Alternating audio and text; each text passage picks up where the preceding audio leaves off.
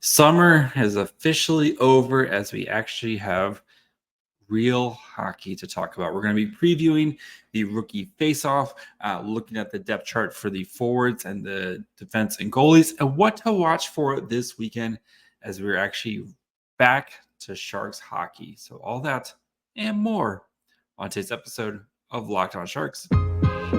You're Locked On Sharks, your daily podcast on the San Jose Sharks. Part of the Locked On Podcast Network, your team every day.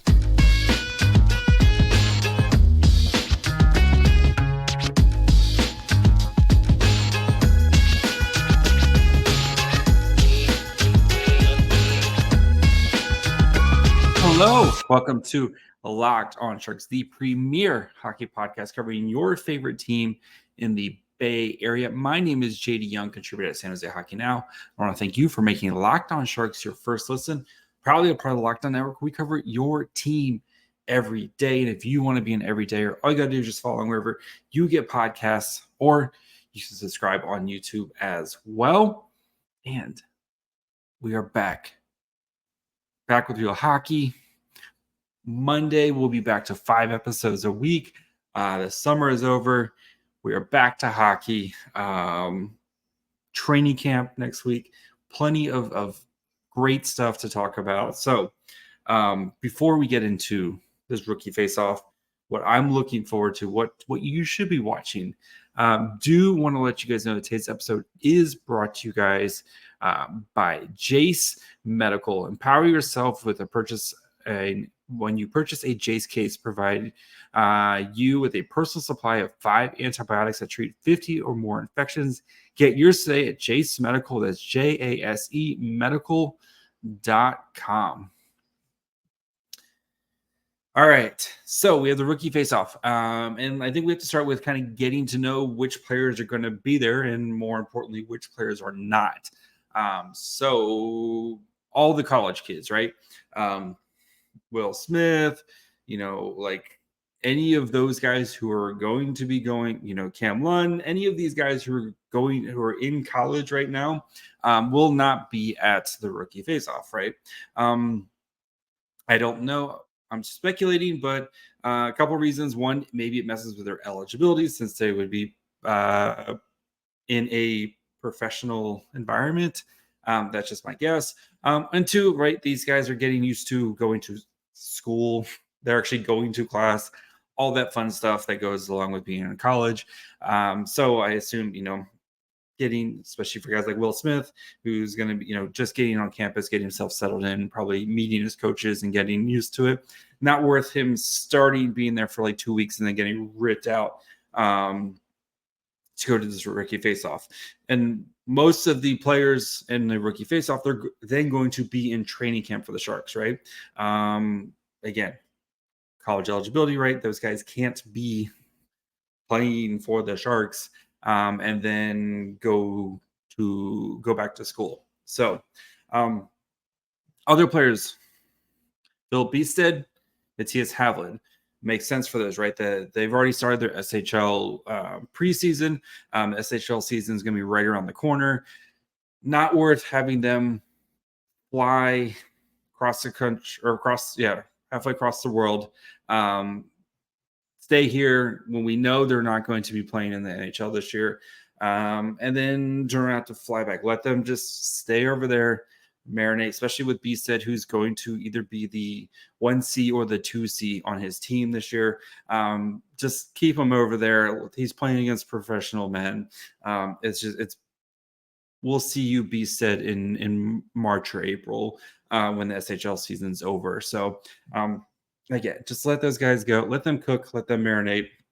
They're fine. So who's actually going to be here? So let's start with the forwards for the Sharks. And this is in alphabetical order by last name. So Ben Allison, who is a tryout player, interesting guy who has scored, played last season in the Q, had 32 goals, 46 assists for 78 points in 68 games.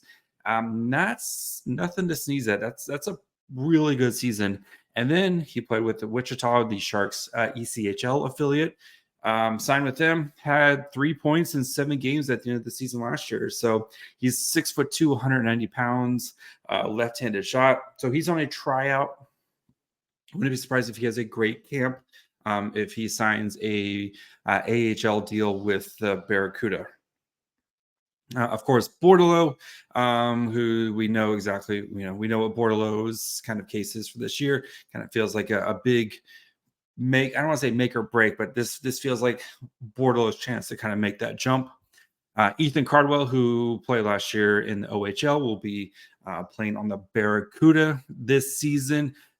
Just a nice reminder, 90 points for Cardwell last year in 62 games, including 43 goals. So I expect him to kind of probably be a little slow in and out with the Barracuda, but by the end of the season should kind of establish himself. Brandon Coe, of course, played with the Barracuda last year. William Eklund. So he said he is 100% healthy, and we will talk about Eklund a little bit more at the end of the show. But yes, he's going to be there. Felix Gagnon, another Q guy who's also a tryout player, 62 games last year. In the Q, had 21 goals, 21 assists for 42 points, 6 foot, 175 pounds. So maybe a little room there to grow, at least weight wise. But and he's much younger. He's only 2004 born. So this could be one of those where you're kind of just keeping an eye on him and see how he progresses in the Q going forward. So. Of course, Daniel Gushin. We know Daniel Gushin, Kasper Halttunen. So one of the Sharks picks from the second round pick from this year, who of course is going to be playing in London with the London Knights in the OHL this year. So good for him. He's going to stick around before going to London. Joseph Henneberry, another Q guy. So the Sharks have 3 tryout guys who are all from the Q. Henneberry, also a 2004 born. So again, a little bit younger than some of these other guys. Had 18 goals, 18 assists, 36 points in 59 games last year in the Q. So 6'2", 185 pound left-handed shot. So just another guy to kind of keep an eye on. Connor McKieran, who the Barracuda signed, I believe is at the end of last year, or they signed him this offseason. So he played Penn State last year, and then he played 4 games with the Barracuda as well. 5'9", 175, so short king. Bradley Merrick, another free agent that the Sharks signed out of college, played with Ferris State, 6'3", 210 pounds. Had 18 points in 37 games last year for them. Quentin Musty, of course. We all know Quentin Musty, the Sharks' first-round pick. Again, I expect him to. I wouldn't be surprised if he is kind of like Cardwell last year, one of the last guys hanging around. Maybe gets a taste of some NHL games before being sent back. But interesting to see how Musty does in this tournament. Mitchell Russell, who the Sharks signed as a free agent last offseason, was hurt basically all of last year. Only played 2 games in the ECHL. If you remember, he was line mates with Brandon Coe way back in with the battalion. And then, of course, Anthony Vincent, another free agent addition from the Barracuda, who they signed last year, or I think he had a tryout last year, then ended up signing him. Played in the NCAA with Long Island, where he had 37 points in 36 games, and then played 14 games with the Barracuda last year and had 2 assists. And then Ozzy Weisblatt, the first-round pick in the 2020 draft, who played with the Barracuda last year. So there's plenty of opportunity for some of these forwards to get a lot of run here with these 3 games. So I probably should have said this at the top, but 3 games that they're going to be playing. They have a Friday game where they'll be playing against the LA Kings. All these games are in Vegas. Saturday night at 7 p.m. they'll be playing against the Vegas squad, and then they play Monday at 10 a.m. So I'm sure, just like you, I'm sure you'll be just like me and watching it from work. At least probably both the Friday and the Monday games you'll probably be watching from work. All these will also, the Sharks said they'll be streaming them on their website as well. So we'll all be able to watch the games and watch our prospects. So before we get into the defensemen and the goalies, and then what to watch for. Do need to take a quick break and talk to you guys about our new friends over at Jace Medical. And everyone should be empowered to take care of for themselves and their loved ones during the unexpected, right? You never know. There's nothing worse than something happens, right? Maybe it's a natural disaster. Maybe there, something with a family emergency, whatever it is, and not having the medicine you need to take care of yourself or you take care of your loved ones. That's why Jace Medical offers the Jace case. The Jace case provides 5 life-saving antibiotics for emergency use and gives you a peace of mind so that you're not just hoping you have access to medication in an emergency. Jace Medical makes sure that you have the medication in hand. Jace Medical is simple. They handle everything from the online evaluation to licensed pharmacy, medication delivery, and ongoing consultation and care. Don't get caught unprepared. Save more than $360 by getting these life-saving antibiotics at Jace Medical, plus an additional $20 off by using the Locked On at checkout on jacemedical.com. That's JASE medical.com. Promo code Locked On. All right, getting into the blue line and the back end for the Sharks rookie faceoff. So again, alphabetical order. Luca Cagnoni of the Portland Winterhawks, who the Sharks drafted in the 4th round this year, and had himself a very, very good kind of Sharks camp and rookie camp, as well as looked very, very good in playing in the little rookie tournament that they did. Wouldn't be surprised if he kind of gets a pretty good run here as well. Ethan Furch, who free agent that the Sharks kind of played with North Dakota in the NCHC last year, where he had 36 goals. In 36 games played, at 18 points. And then he also played with the Barracuda at the end of the season. Jake Furlong, who the Sharks drafted in the 2022 draft. Great season in the Q last year with 50 points in 67 games. Artem Gurev, who the Sharks also drafted in the 21 draft, played in the OHL last year, signed his ELC, and he will be playing with the Barracuda or Wichita. You can maybe see him bouncing back and forth, but I think he's going to be a big boy who I think will very, very much fit into the AHL style of play. Roman Kinnell, another kind of former college player who played with the Barracuda at the end of last season and signed as a free agent. Again, a lot of these guys, these kind of free agent signings, most of these guys are AHL only deals. So I'm not kind of counting against the Sharks contracts here. Right, think of it like, who has been some of their Nick Cicek, right? Signed an AHL deal, earned that NHL deal after a good season with the Barracuda. So that's what these guys are kind of trying to do as well. Roman Kinnell, free agent addition. Gannon Laroque, who we will be talking about here in a little bit. Again, missed most last year except for 4 games. Did have 5 points in those 4 games due to injury. So I expect him. I really intrigued to see how he looks this weekend. We'll get to him in a little bit more. Shakir Mukumadulin, who the Sharks acquired in the Timo Meier trade, played in the KHL mostly last year, and then looked really strong down the stretch for the Barracuda with 10 points in 12 games for the Barracuda. Once he kind of got his feet underneath him. Valtteri Pulli, one of the Sharks signings. So he played last year in the Liga, had 17 points and 53 games last year, was a free agent signing this off season. If I remember correctly, a 2-year deal, and is expected to stay here in North America. So even if he doesn't make the Sharks, he will wants to stay here in North America and play on the Barracuda. So, and then Henry Thrun, of course, the Sharks acquired last season at the trade deadline from the Anaheim Ducks and signed him. So he is going to, we'll talk about him in a little bit as well. But one of those guys who's going to be fighting for an NHL job coming to training camp. With the goalies, this will be good. We'll get to kind of see some of these guys other than Mason. We've seen Mason Bowe hit a little bit last year. but it'll be kind of our first look at some of these other guys. So Mason Beaupitt, who played in the WHL last year, had a terrible start to the season with Spokane, got traded on a terrible team, not all of his fault.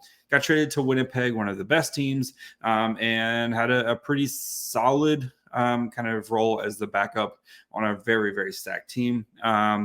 Magnus Krona, the University of Denver product, he is going to be kind of fighting for him and Georgi Romanev, who both these guys are going to be kind of fighting for that backup Barracuda job behind Itu Makanemi. And this will be our first chance to kind of really see these guys in action against guys who are not just Sharks prospects. So we'll talk more about the goalies here in a couple minutes. But overall, just as before we get into what to watch for, I think with these rosters here, you're going to get, with the forwards, you're going to get an opportunity for some of these top guys to play kind of big minutes and play, key situations. Your Eklunds, your Quentin Musties, your Bordelos, your Robins, like some of these guys who are going to be your Gushins, as well, who are probably going to be pushing for NHL jobs here sooner rather than later. They're going to get opportunities to play those top minutes right now against other players around the same age. And I am intrigued. Again, there's a fair amount of forwards, but it's not just littered with forwards. I think they were smart with who they brought, maybe flesh it out with some of these kind of tryout guys so that way you're not taxing the forwards too much. But it's clear like who the top players on, if I had to put together a line, I would expect maybe like Eklund, Bordelo, maybe Musty as your first line. And then if you want to go like Robbins, Gushin, kind of whoever else you want to put there, maybe Haltonen, like, man, that Robbins, Gushin, Haltonen just shots. But like you can kind of like you can make clear lines, and then maybe Ozzy's on your third line. Like you can kind of see how the lines stack up.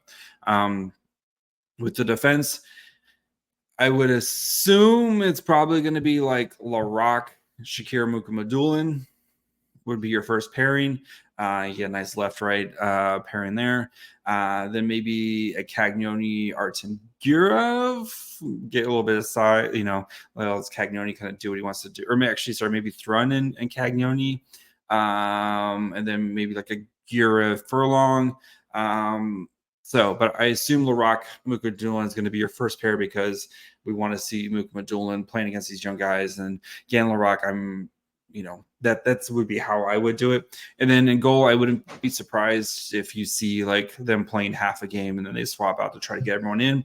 But I think Magnus Krona and Romanev, as we'll talk about here in a minute, wouldn't be surprised if they get a good chunk of it.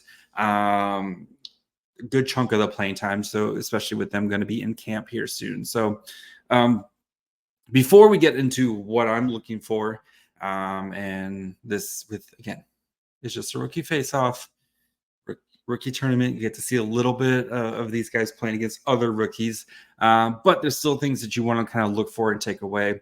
So before we get into that, do want to, again, thank you guys for making Locked On Sharks your first listen. Proudly a part of the Locked On Network. We cover your team every day. Starting Monday, we'll be back to 5 days a week. So make sure you guys are following along wherever you get podcasts. And of course, you can subscribe on YouTube as well. So what should you be looking for in these rookie tournaments? And I think we'll start with the big names, right? William Eklund, that we'll start with him because as I've said in a previous podcast, William Eklund is the most important player in San Jose this year. His development is the most important. We want to see him healthy. We want to see him hungry. We just want to see him out there dominating. He should be dominating, especially against some of the teams that he'll be playing. I know the Kings have a pretty solid prospect pool, and they're going to have plenty of young guys, but they're starting to see some of their guys really kind of graduate, and not be prospects anymore and going to be playing in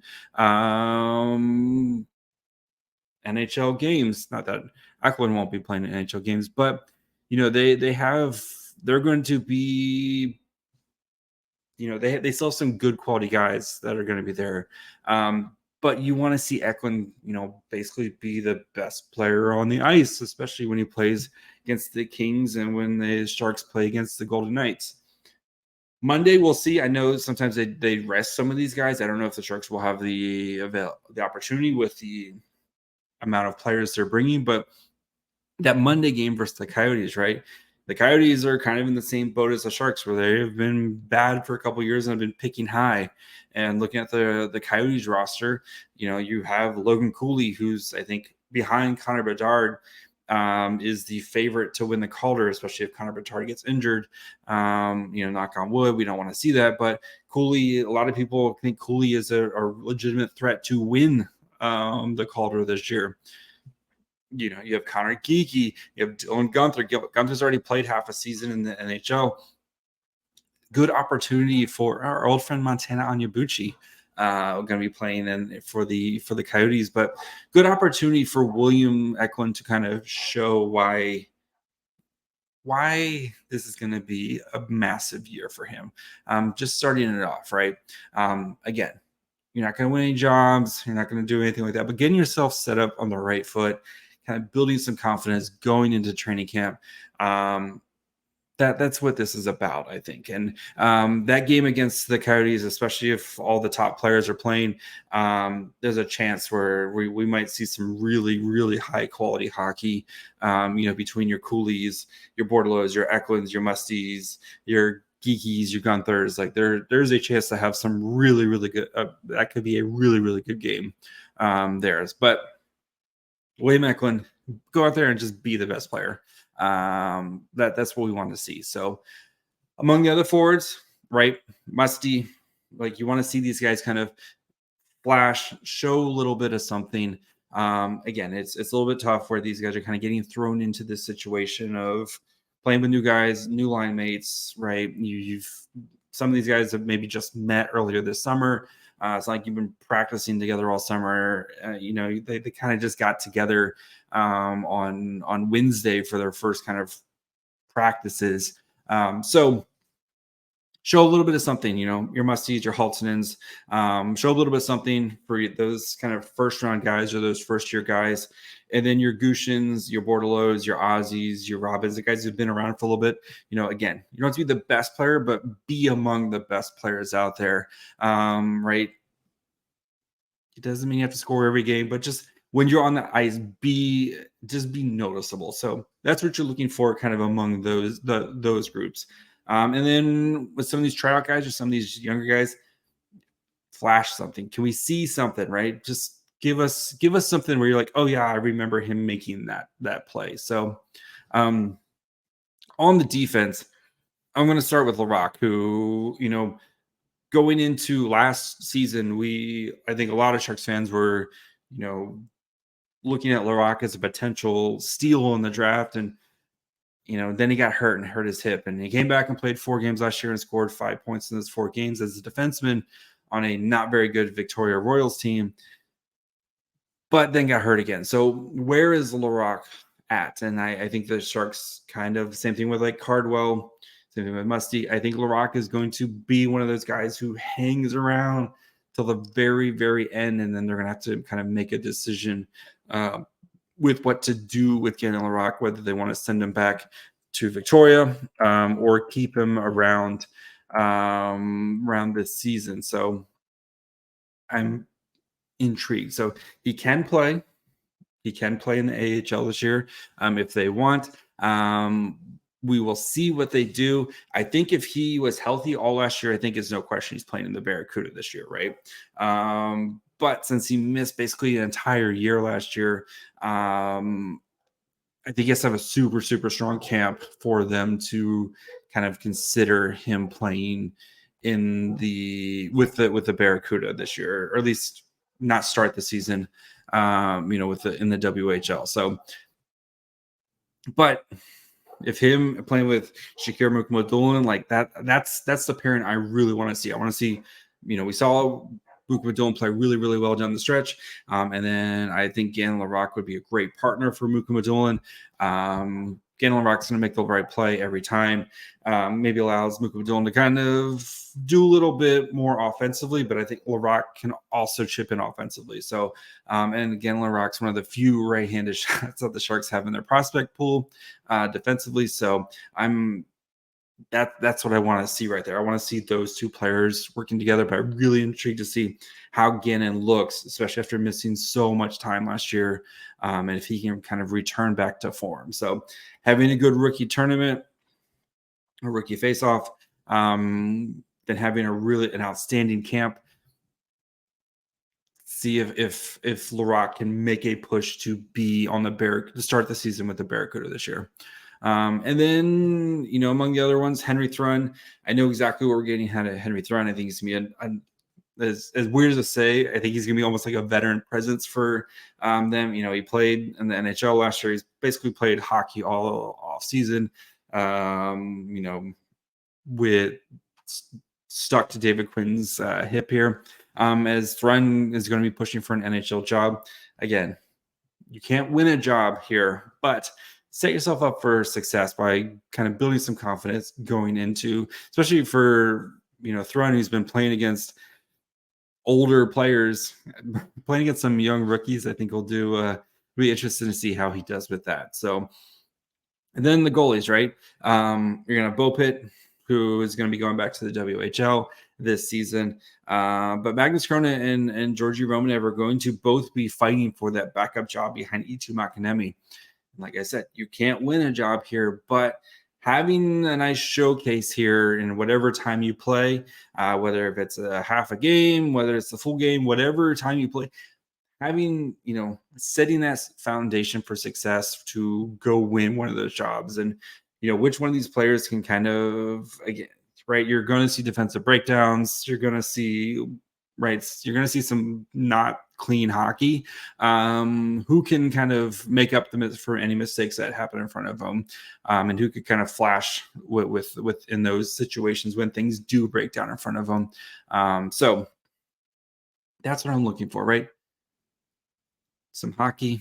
Just, it may not be the best hockey, but you're seeing a lot of the future, hopefully future Sharks here, and hopefully this will be William Eklund's last rookie showcase, and some of these other players while we start to get some other guys infiltrate in. So it's going to be fun. So reminder, 1:00 on Friday against the Kings, 7 p.m. on Saturday against Vegas, and then 10 a.m. on Monday versus the Coyotes. So try to have you guys covered as best I can with those.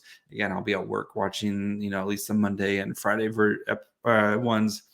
And then Saturday night, we'll have a good time together watching that. So that's going to be it for me today. Reminder, next week we are back to 5 episodes a week. So we'll have a breakdown of what happened, at least in the Friday, Saturday games on Monday. Tuesday, we'll have a state of the franchise for the Sharks.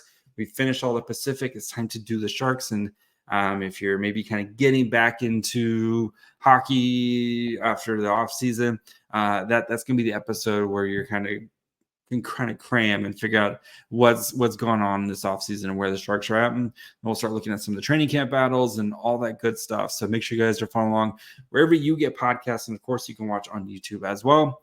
You can follow the show on Twitter, Facebook, Instagram, and Threads at Locked On Sharks. You can follow me on Twitter and Threads at MyFryHole. And until Monday, bye, friends.